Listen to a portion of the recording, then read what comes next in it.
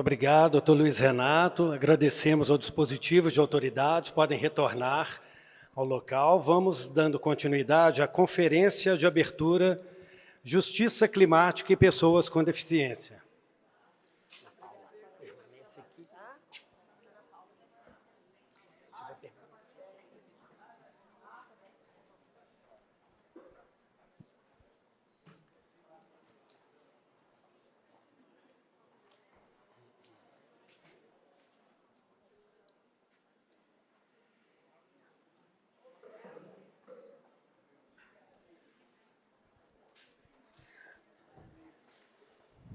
Para o bloco Conferência de Abertura, Justiça Climática e Pessoas com Deficiência, convidamos a Secretária Nacional dos Direitos da Pessoa com Deficiência, Ana Paula Feminella.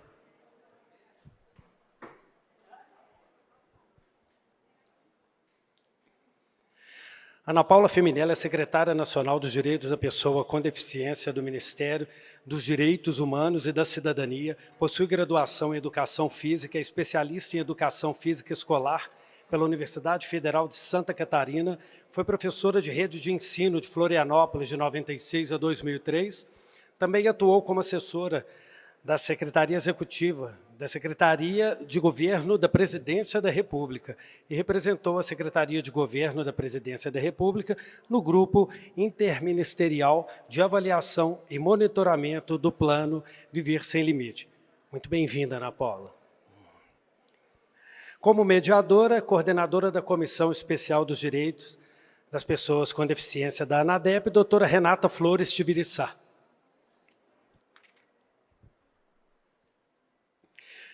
Especialista em Direitos Humanos, mestre e doutora em Distúrbios do Desenvolvimento pela Universidade Mackenzie, pós-doutora em Educação Especial pela UFSCar.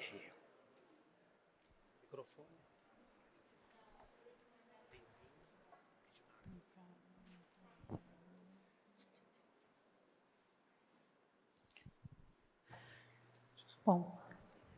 Só lembrando a todas e todos, o QR Code que está afixado nessa lateral é a lista de presença do turno da manhã, tá? Por gentileza. Pois não.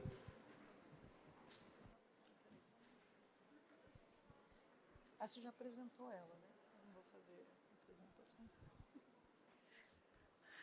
Bom dia. Bom dia para as pessoas com deficiência visual se localizarem. A gente está aqui num pequeno palco aqui na frente. Eu estou à direita da Ana Paula. Eu sou boa com direita e esquerda. Não, eu estou à direita, você está à esquerda. Bom dia a todas e todas. Eu sou uma mulher branca, vou fazer minha breve audiodescrição. Sou uma mulher branca, de cabelos e olhos castanhos. Eu estou vestindo uma blusa azul, um azul forte, uma calça preta, uma sandália preta. Eu sou uma mulher de 50 anos, tenho altura 1,60 m e eu sou uma mulher com doença rara, uma deficiência física no momento. E a gente vai iniciar aqui com o nosso painel sobre justiça climática e pessoas com deficiência. O meu sinal de Libras é esse aqui. E para os intérpretes de Libras.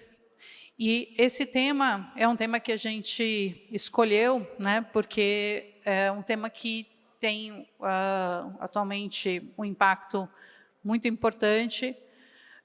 A gente precisa pensar sobre os grupos vulneráveis, né? Não existe essa história de que todo mundo está no mesmo barco, né? Estamos em barcos diferentes e as alterações climáticas que vêm acontecendo, as mudanças climáticas têm impacto sobre a vida das pessoas vulneráveis e não é diferente em relação às pessoas com deficiência. E as pessoas com deficiência, elas dependem particularmente de acessibilidade, né? E Se a gente não tiver, por exemplo, rotas de fuga, situações, né, que possam garantir que elas possam, numa situação de um desastre natural, serem salvas, pode-se dizer assim, elas não vão conseguir sair dos seus locais, né, e correm muito risco de serem deixadas para trás, né? Fora isso, a gente tem questões de abrigos e tudo mais, e isso a gente vai tratar aqui com a Ana Paula. Antes de eu passar a palavra para a Ana Paula, eu quero deixar um agradecimento aqui, em especial para o meu colega e amigo Luiz Renato, pessoa que faz tudo com muita paixão, com muito amor, e que organizou esse evento aqui com muito afinco, com muito esforço. Não foi fácil, nunca é fácil a gente organizar eventos. A gente sabe, a Defensoria ela não tem, às vezes, a estrutura que outros órgãos têm, mas a gente conta com parceiros, muitas vezes importantes, que podem, de fato, garantir que a gente consiga fazer os eventos que a gente deseja. E é muito importante, como o Luiz falou, que a gente tenha pessoas com deficiência participando conosco nesse evento. Né? Então, esse é o primeiro Congresso Nacional de Direitos da Pessoa com Deficiência foi em São Paulo, né? O lançamento da campanha foi em Brasília, no Ministério da Justiça, mas o primeiro congresso foi em São Paulo, e a gente tem a expectativa de que a gente consiga fazer um evento como esse a cada 2 anos. Né? O primeiro aconteceu em 2023, a Ana Paula também esteve lá conosco, né, na mesa de abertura, também falando para a gente. Então, esse, de fato, é um momento muito importante, porque as defensorias públicas, né, então a gente pode dizer que é um Congresso Nacional de Direitos da Pessoa com Deficiência das defensorias públicas, e a gente quer que esse espaço ele possa ser aproveitado por todas as pessoas, não só pelos defensores públicos, mas porque os direitos das pessoas com deficiência é multiprofissional, interdisciplinar, e a gente precisa dialogar com profissionais, com as próprias pessoas com deficiência que precisam ser ouvidas, né, e precisam participar da construção das atividades e também participar dos eventos. Então, sem me estender muito mais, passo a palavra aqui para a nossa conferencista, a nossa secretária nacional de Direitos da Pessoa com Deficiência, grande parceira, Ana Paula Feminello. Obrigada, Renata. É verdade, é tanto o evento que, desculpa, o primeiro congresso foi em São Paulo, e lá a gente, em 2023, a gente teve o lançamento da campanha da Defensoria pela inclusão das pessoas com deficiência. Né? A atividade fundamental para nós. Falar sobre justiça climática e pessoa com deficiência, primeiramente é lembrar que o tema da pessoa com deficiência ele não está descolado de nada da política. Tudo envolve, né, quando a gente fala de direitos humanos, envolve aí uma agenda que é totalmente transversal. Então, a gente tem esse alerta para todos os gestores públicos, né? Porque é necessário falar que, quando a gente fala em, por exemplo, taxação dos super ricos, né, no imposto de renda, tem a ver com pessoa com deficiência, tem a ver com diminuir as desigualdades sociais e econômicas. A população com deficiência no Brasil está mais localizada nos públicos mais empobrecidos. A própria deficiência, ou o contrário, o capacitismo, que é a discriminação em razão de deficiência, empobrece as pessoas. As famílias se empobrecem pela falta de políticas públicas adequadas, né, que efetivem os direitos. Então, a gente tem aí uma agenda ainda a ser descortinada na agenda da justiça climática e pessoa com deficiência, algo que a gente pretende fazer no debate na COP30, e eu acho que isso aqui já pode ser um esquenta para a nossa própria COP30, que, historicamente, a pauta ambiental nunca percebeu, né, a emergência de abordar as pessoas com deficiência nesses contextos. E quando a gente fala injustiça, a gente está falando muitas vezes em reparação da justiça, porque, né, nesse contexto das catástrofes, e não são climáticas, né, são catástrofes ambientais produzidas pelo efeito humano mesmo, da nossa própria política ambiental, tão degradada, tão degradante, e que inviabiliza aí os públicos. Eu costumo dizer que não são as pessoas que são vulneráveis, mas a nossa estrutura social vulnerabiliza certas pessoas, né? Crianças, pessoas idosas, pessoas com deficiência são historicamente vulnerabilizadas por uma estrutura social que não foi um Estado brasileiro, que não foi pensado para conceber as pessoas com deficiência, as pessoas, né, esses públicos no contexto do espaço público. E aí a gente teve, assim que a gente entrou na Secretaria Nacional dos Direitos da Pessoa com Deficiência, se enfrentou com as enchentes do Rio Grande do Sul e, principalmente, com as lacunas no não cumprimento de princípios, tanto da Convenção quanto da LBI, e o próprio protocolo próprio para atenção à criança, pessoa idosa e pessoa com deficiência, que já existe desde 2012.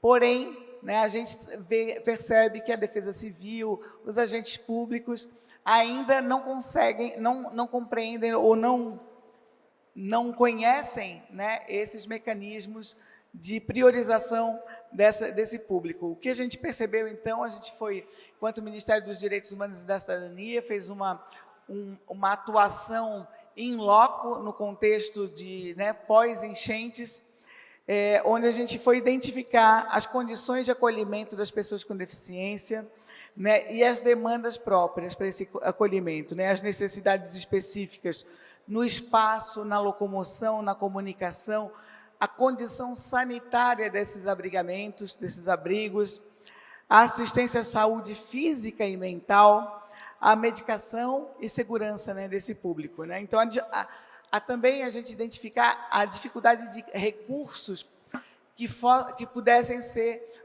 recursos públicos que pudessem ser usados imediatamente para suprir aí as condições de emergência humanitária contra as pessoas com deficiência nesse contexto de catástrofe. Então, a Secretaria participou da criação do GT SOS Rio Grande do Sul. Nós identificamos rapidamente que o formulário da Defesa Civil do Rio Grande do Sul, por exemplo, quando a pessoa, ele recebia enviavam um formulário para a pessoa, para a família, identificar a sua emergência. E lá pedia para identificar se havia criança, se havia pessoa idosa, mas não tinha identificação se era pessoa com deficiência. Então, quando a gente abre o formulário, foi lá, identificou a Defesa Civil, imediatamente incluiu esse tópico, né? Então, assim, essa lacuna da invisibilidade é tão forte que a gente precisa atuar nessa agenda. A falta de equipamentos da Defesa Civil acessíveis fez com que muitas pessoas com deficiência, principalmente aquelas com deficiência física, né, com mobilidade reduzida, ficassem numa situação de perder suas cadeiras de rodas. A gente estima que 160 mil pessoas com deficiência foram impactadas pela catástrofe no Rio Grande do Sul, e a gente teve aí muitas perdas de cadeira de rodas, bengalas, muletas, que fizemos uma campanha, né, inclusive de doação, para que a gente pudesse acessar, para que essas pessoas pudessem acessar imediatamente algum recurso, alguma tecnologia assistiva. A gente identificou, então, a necessidade de alguns abrigamentos serem específicos, por exemplo, para pessoas autistas, ter o espaço da pessoa autista, mas não só dela, das suas famílias também. E aí a sociedade civil foi importante para ajudar a identificar nessa situação. Você imagina uma pessoa cega num ginásio lotado, sem nenhuma referência territorial daquele ambiente. A gente também teve uma situação de abrigamento em associações de pessoas cegas para poder dar um certo conforto, um certo alento para esse público. Agora, o público que ficou distante da sua família e não era oralizado, a gente teve aí, então, uma situação, inclusive, de impacto psicológico, de não poder se comunicar. Então, imediatamente teve a Isaac Brasil, não sei se vocês conhecem, fez uma tabela, esqueci o nome, se é tabela ou quadro de comunicação alternativa, uma planilha onde a pessoa que não é oralizada pudesse apontar qual a sua necessidade pelos ícones, né? Então, teve uma própria planilha para poder identificar as suas demandas, aí, desde a alimentação, do cuidado, né, da necessidade de medicação e etc. Mas esse GT ajudou, então, a prover essas tecnologias assistivas, fez um formulário próprio para as pessoas com deficiência, identificou que, previamente, a gente devia ter já georreferenciado onde estão as pessoas com deficiência no território.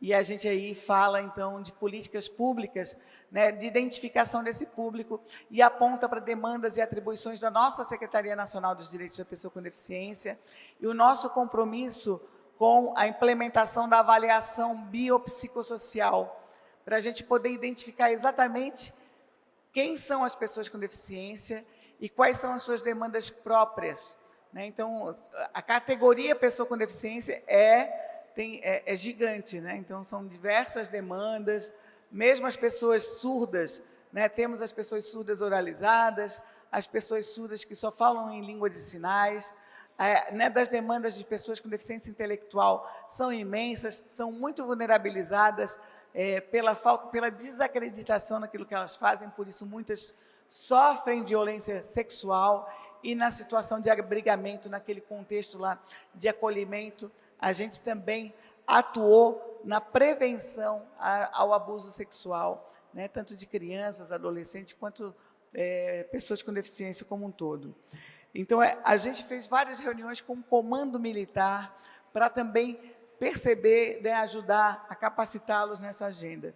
E fez uma certa, sem poder, sem muita autoridade, alguma certa fiscalização ou suporte nos abrigos para poder apresentar essas demandas para quem estava comandando a área de abrigamento, né, toda essa atuação.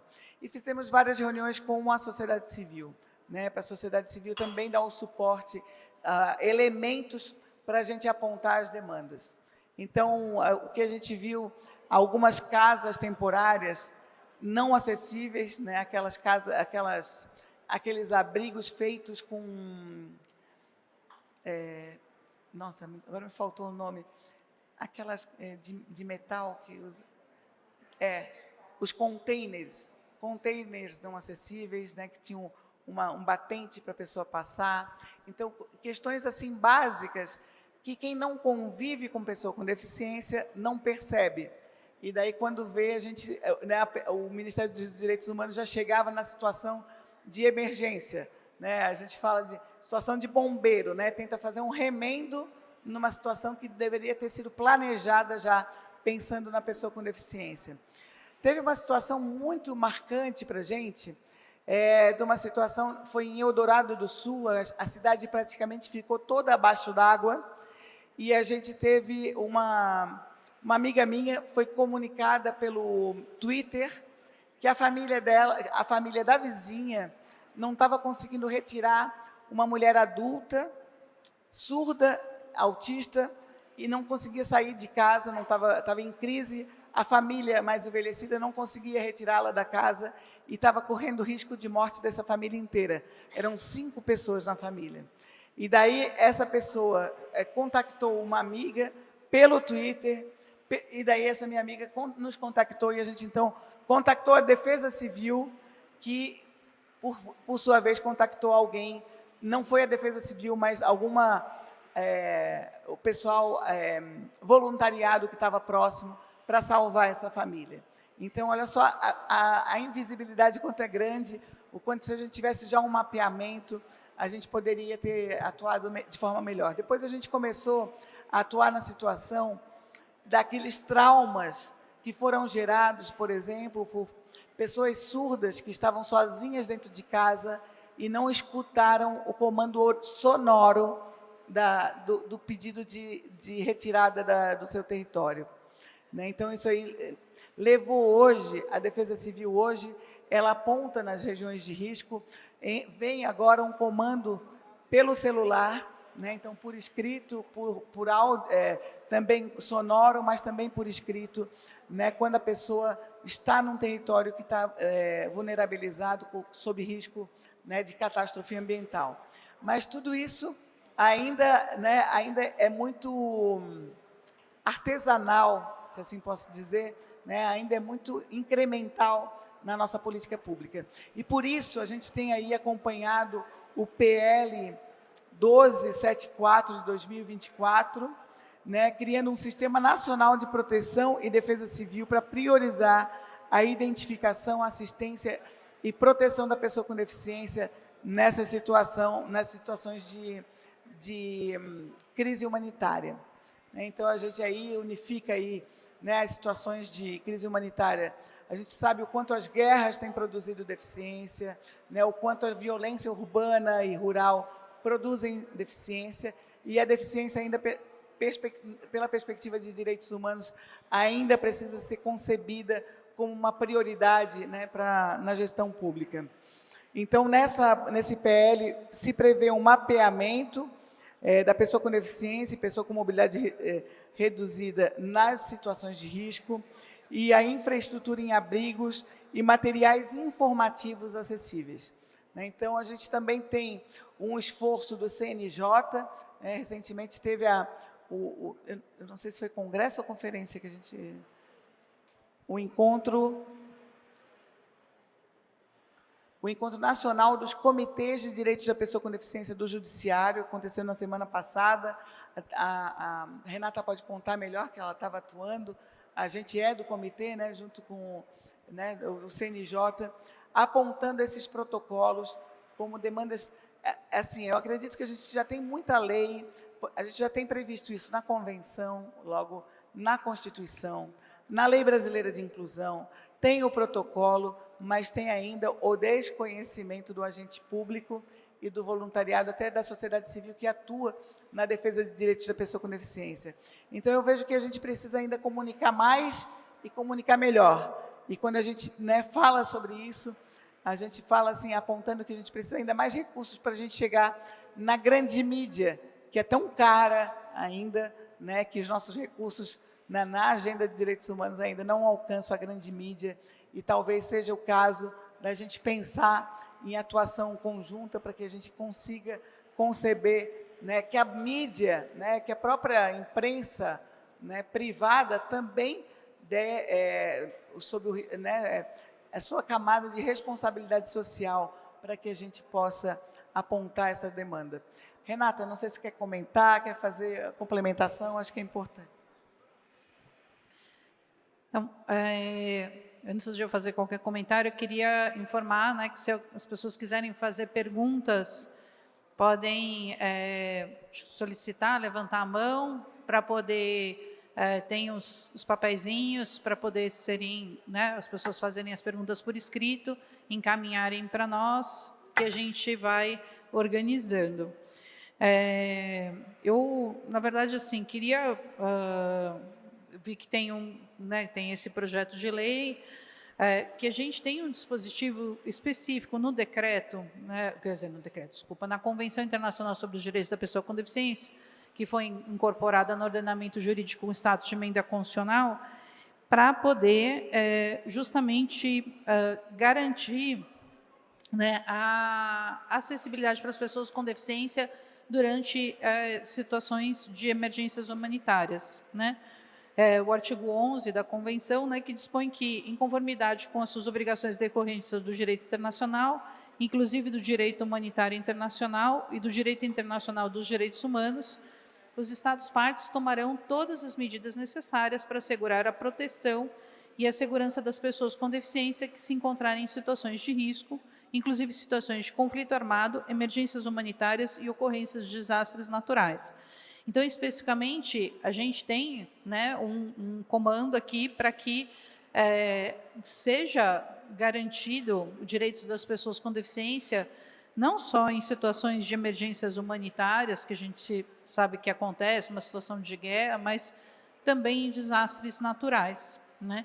E, diante disso, e a própria Lei Brasileira de Inclusão também reforça esse direito, né? E, diante disso, é importante que a gente tenha, de fato, né, um protocolo para atuação nessas situações, porque o que a gente viu, né, infelizmente, a nossa colega do Rio Grande do Sul, né, não pôde estar presente hoje aqui, mas o que foi relatado pelos colegas do Rio Grande do Sul, do que ocorreu, e também o que ocorreu em São Paulo, quando teve aquele desastre, né, ali, né, em São Sebastião, com desmoronamento, a gente viu que as pessoas com deficiência ficaram numa situação desesperadora, principalmente por conta disso, de perder seus equipamentos de meio de locomoção, cadeira de rodas, próteses, né?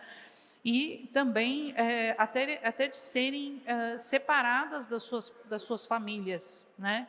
Tiveram histórias de crianças autistas que ficaram em abrigos diferentes dos pais e mães, e isso causou grande prejuízo, né? E nós tivemos, né, teve uma liderança do movimento social muito importante, que atuou tanto na questão do Rio Grande do Sul, como também quando houve lá na Bahia também uma enchente muito grave, que foi a Marina Batista, né, que organizou também um recolhimento de doações para encaminhar, porque às vezes também o governo não tem estoque, né? Cadeiras de rodas, a gente sabe, né, nós que somos defensores públicos, o quanto é difícil obter uma cadeira de rodas por meio do SUS. Então, perder uma cadeira de rodas e depois ficar sem ela e não conseguir obter isso imediatamente é, de fato, muito complicado.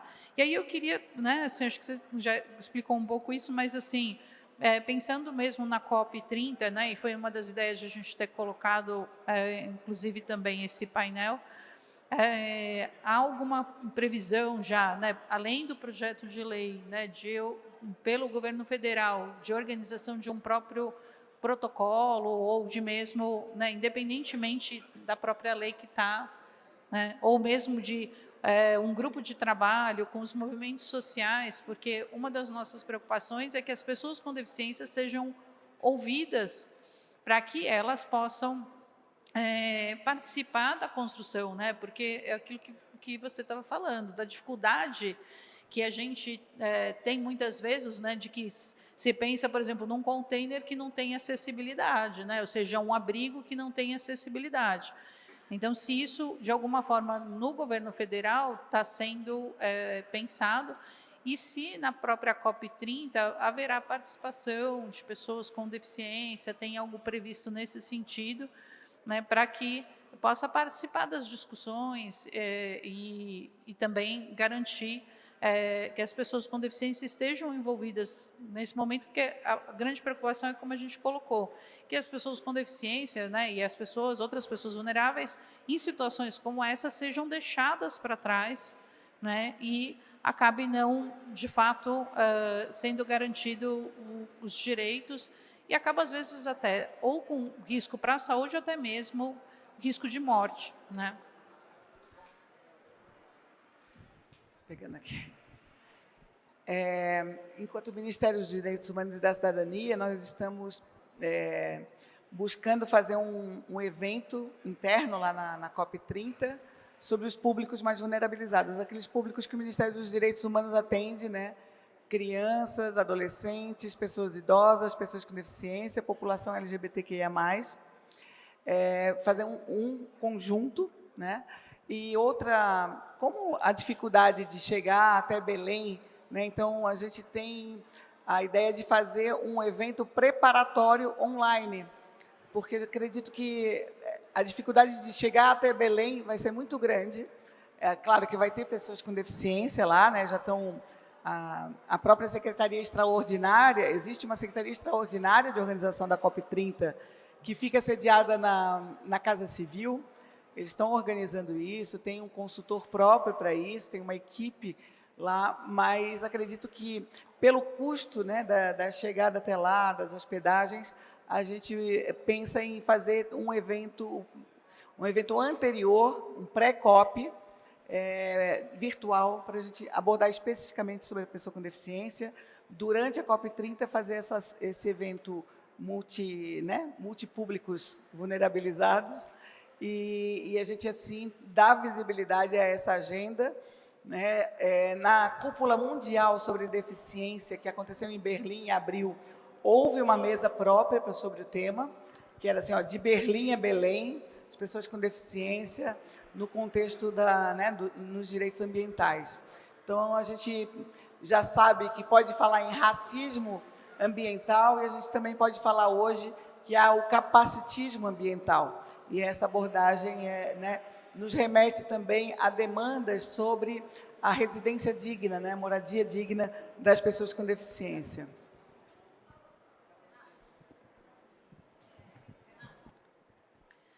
A gente tem já algumas perguntas aqui, então, aos poucos, é interessante também, se quem puder fazer as perguntas, estou vendo aqui, colocar o nome e colocar o e-mail, porque se por um acaso a gente não conseguir fazer essa rodada aí de respostas, tem esse e-mail aí para depois ser contactado. A primeira pergunta que eu tenho aqui é sobre o georreferenciamento e mapeamento das pessoas com deficiência.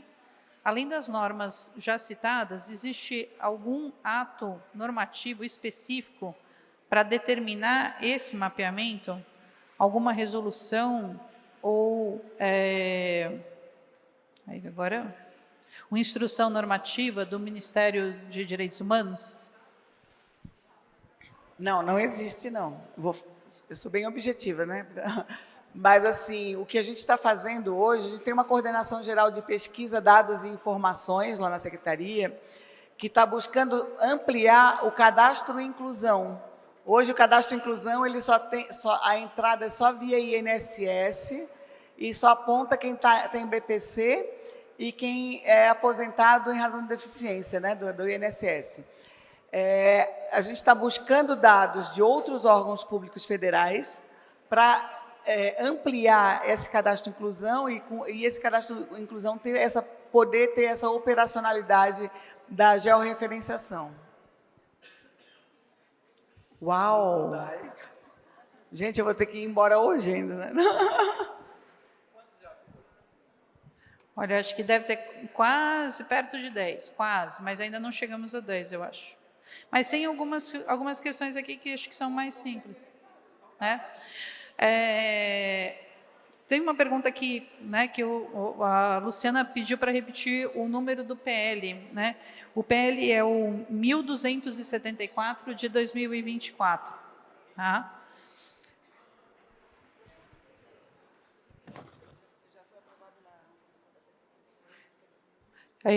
A Ana Paula está falando que já foi aprovado na Comissão de Direitos da Pessoa com Deficiência, e está tramitando. E aí, a Luciana também, Luciana Pacheco pergunta, existe algum dado sobre pessoas com deficiência nas catástrofes de Mariana e Brumadinho?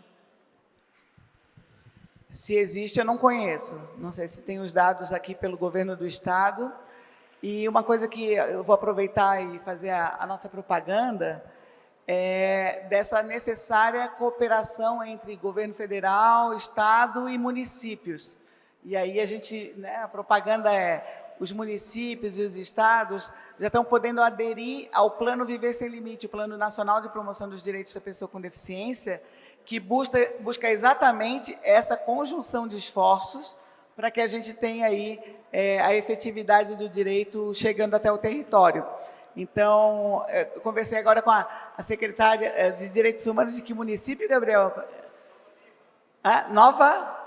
Nova Lima, que está aqui, a gente já está conversando sobre a adesão, a vereadora aqui de Belo Horizonte também falando da necessidade da gente fazer essa adesão. Então, se vocês quiserem conhecer o novo Viver Sem Limite, .mdh.gov.br, para que a gente consiga conceber aí, ampliar esse conhecimento e essa inter-relação aí entre governo federal, estados e municípios. Não é necessário que o Estado faça adesão para que os municípios façam. Então, cada município que está aqui também já pode fazer adesão. Tem uma outra pergunta aqui, que, considerando as especificidades da região amazônica brasileira, é possível falar em capacitismo ambiental da população com deficiência que lá vive, considerando as queimadas e cheias dos rios? Já há debate sobre esse tema na Secretaria Nacional da Pessoa com Deficiência? Quem pergunta é a defensora Flávia Albaim. A gente pode fazer em bloco. A próxima pergunta é que tem umas perguntas um pouco longas. A Juliana fala que você, né, mencionou os trabalhos maravilhosos para o Rio Grande do Sul. Nós, como sociedade, também fizemos nossos trabalhos como voluntários, fazendo a Corrente do Bem. Fiz uma arrecadação para comprar brinquedos para crianças com TEA. Deveríamos ter um incentivo governamental para continuar esse trabalho. Arrecadamos X reais e fomos taxados no imposto de renda por um alto valor dos PIX que recebemos. Existe uma maneira de contribuirmos para esse trabalho voluntário no final, não ter que pagar imposto de renda? Vou fazer 3 e aí eu passo. Tá. Então,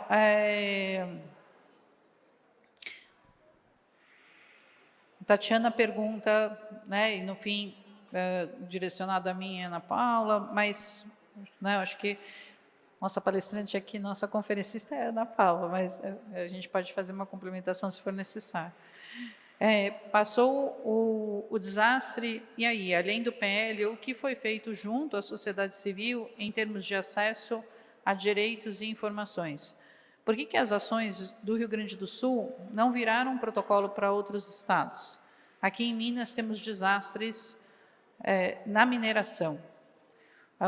Os direitos das pessoas com deficiência estão sendo cuidados. Como esse protocolo vai circular no país? Como os órgãos públicos estão cuidando aqui em Minas Gerais da prevenção e visibilidade da pessoa com deficiência em situações de catástrofes ambientais, né? A gente sabe que a gente teve uma catástrofe ambiental bastante, né, grave em relação a Mariana Brumadinho, né? Então, acho que, de fato, é bastante importante também que a gente esteja discutindo nesse espaço esse tema. Vou passar para a Ana Paula. Super, é isso, gente. Quantas lacunas nas políticas públicas, né? Então, enquanto Estado brasileiro, não falo como Ana Paula, nem como secretaria, tem, né, para o tamanho do nosso orçamento, das nossas atribuições, é muito desproporcional, mas as lacunas na atenção à pessoa com deficiência, né, para se fazer justiça climática, ainda está muito defasada. Então, o Estado deve a essa população, né, de Mariana e Brumadinho. E acredito que a gente tem que fazer, mas a gente ainda não tem nenhuma atuação direta. Enquanto Ministério dos Direitos Humanos, eu não tenho certeza, mas enquanto Secretaria da Pessoa com Deficiência, a gente não alcançou ainda esse público e coloco aqui à disposição para vocês, né, a gente fazer contato via pessoacomdeficiência@mdh.gov.br para a gente apontar isso. Lá no Ministério é onde fica sediado também o CONAD, Conselho Nacional dos Direitos da Pessoa com Deficiência. Lá é a nossa relação onde a sociedade civil organizada e o governo se interagem, né? Mas ainda o Ministério do Meio Ambiente, por exemplo, ainda não tem uma cadeira dentro do CONAD. Talvez fosse o caso para que a gente conseguisse conceber mais esse vínculo aí, sociedade civil, com o governo federal dessa perspectiva ambiental. Com certeza, a sociedade civil no Rio Grande do Sul foi a grande contribuidora para que essa situação não fosse pior. Eu quero aqui citar o Instituto Pertence, os conselhos de direito, as associações de surdos, as associações de cegos, o AME, e com a Marina, o Rodando pela Vida, que agregou muito, né, e dando possibilidade aí da gente viabilizar, né, da sociedade civil atuar. Acredito muito que, se a gente tivesse um Fundo Nacional dos Direitos da Pessoa com Deficiência, se ele previsse o uso imediato nessa situação de emergência, a gente podia estar numa outra condição, né? Então, acho muito importante falar sobre isso. Tem ainda uma pergunta aqui a respeito do próprio projeto de lei, que diz que o projeto de lei que prevê o mapeamento das pessoas com deficiência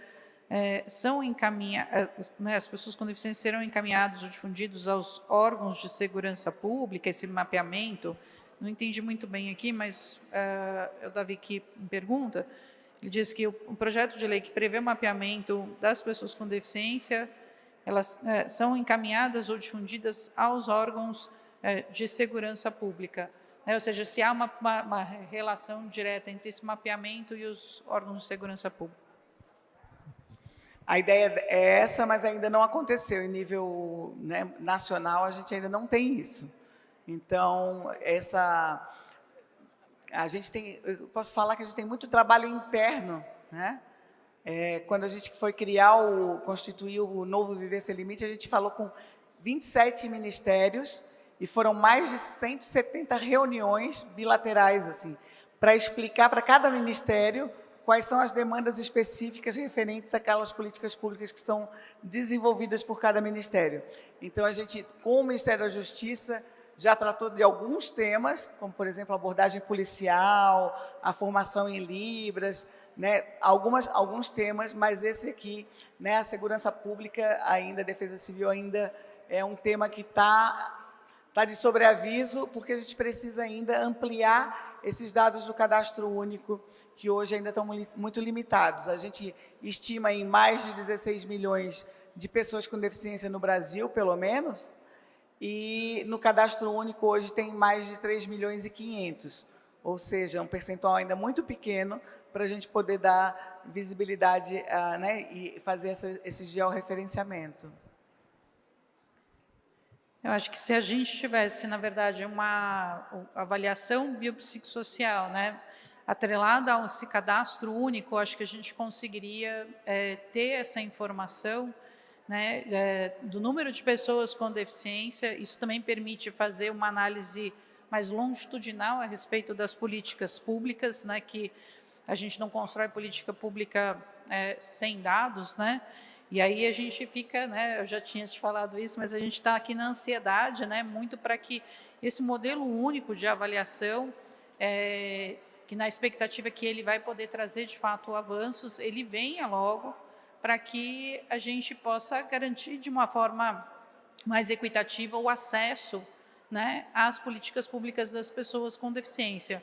Porque isso, de fato, a gente tem ainda recebido, né, muita dificuldade de acessar políticas públicas, porque a avaliação ela ainda tem acontecido de forma médica, a partir de um modelo médico, com múltiplas avaliações, com desvalidações em razão dessas avaliações, né? Então, acho que isso é importante.